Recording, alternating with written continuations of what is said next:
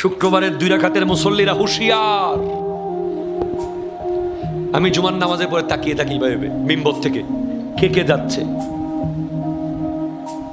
তারে আমি ধরে ধরে আলাদা আলাদা করে আবার বুঝাই, ওরে ধরো, দাঁড়াও, তোমার লগে কথা আছে, দুপুরে খাইয়া যাবে আমার সাথে। তুমি কি সুপ্রিম কোর্টের কোনো লয়ার? না হুজুর, তো তোমার মামলা দেরি হয়ে যাচ্ছে মনে হচ্ছে, শুক্রবার তো কোর্ট বন্ধ। তোমার মা কি আইসিইউতে আছে? কয় না হুজুর।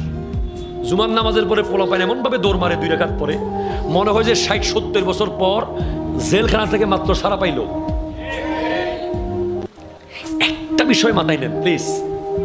আচ্ছা, আপনি তাড়াহুড়োটা করছেন কার সাথে?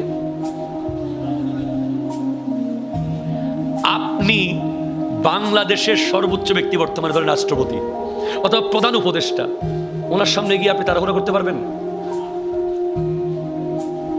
আপনাকে বাইরাইয়া হাড্ডি ভেঙে ফেলবো,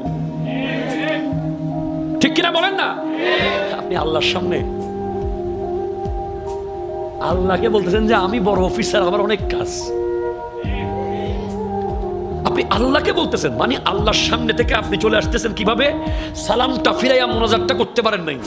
এরপরে নিজে নিজে যখন নামাজ পড়েছেন, 2 রাকাত নামাজ পড়েছেন 2 মিনিটে, মনে হচ্ছে যেন 4G স্টাইল, 5G, মনে হয় তরকারি মুরগি আদার খাইতেছে। আছে না নাই?